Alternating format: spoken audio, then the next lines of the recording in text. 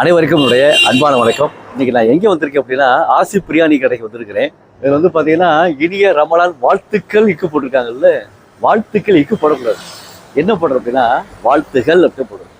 ஏன்னா கல்வி விதிக்கு முன்னால் வாழ்த்து என்று சொல்லக்கூடிய ஒரு செய்தி வருகின்ற பொழுது அங்கே ஒற்றெழுத்து வைக்கக்கூடாது. வாழ்த்துகள், பாராட்டுகள், சீராட்டுகள், தாளாட்டுகள் அப்படி தான் வரணும். அப்போ கல்வி விதி வருகின்ற பொழுது அங்கே ஒற்றெழுத்து வரக்கூடாது.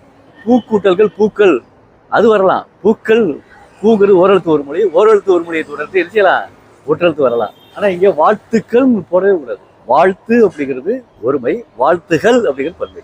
அங்கே தேவையில்லாமல் ஒரு என்ன செய்யக்கூடாது, ஒரு இக்கு சேர்க்கக்கூடாது. சரிங்களா? அடுத்து பார்த்தீங்கன்னா இங்கே தூக்கு பிரியாணின்னு போட்டிருக்காங்கல்ல, இந்த தூக்கு பிரியாணியில் தூ போட்டு துணைக்கால் போட்டிருக்கா பார்த்தீங்களா? தூ போட்டு துணைக்கால் போட்டிருக்காங்க. தூ போட்டு துணைக்காலை கிடையாது, எழுத்தே கிடையாது. எப்படி போட்டிருக்காங்கன்னு தெரியல. இது யாரு பார்த்தாங்களா பார்க்கலையான்னு தெரியல.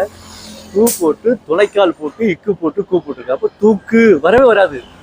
துக்கு அப்படிதான் வரும். தூவை வந்து எப்படி துளையெழுத்து போட்டு தூவாக்குனான்னு தெரியல. இது அச்சு பிள்ளையா அப்படிங்கிறது எனக்கு சொல்ல முடியல. ஏன் அப்படின்னா இங்க தூவன்னா என்றாலே அந்த தூ போடுகின்ற பொழுதே அது சேர்ந்து வந்துடும். அப்ப சேர்ந்து வந்தால் மட்டும்தான் தூ அப்படின்னு வரும். அப்போ தூ நெடில்ங்கிறது வரும். அப்ப தூக்கு அப்படிங்கிறதுல தூ போட்டு துணையெழுத்து போடாம அதை சேர்த்து போட்டால் மட்டும்தான் தூ அப்படிங்கிற சொல்லு உருவாகும். சரிங்களா? அப்போ தூக்கு பிரியாணி போட்டால் மிக சிறப்பாக இருக்கும். அடுத்து மட்டன், சிக்கன் இதெல்லாம் போட்டிருக்கிறாங்க.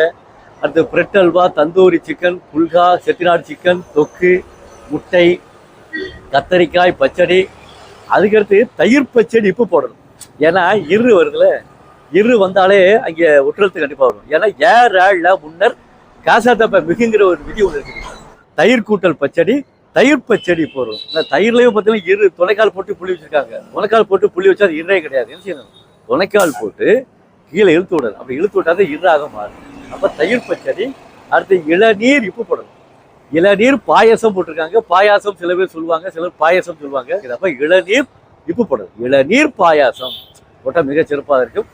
இனி வரக்கூடிய காலகட்டங்களில் பதாகை அச்சிடுகின்ற பொழுது இதில் பிழை இருக்கிறதா என்பதை அறிந்து கொண்டு அதை சரி செய்த பிறகு இந்த பொது இடங்களில் அமைக்குமாறு அன்போடு வேண்டுகிறேன். நன்றி, வணக்கம்.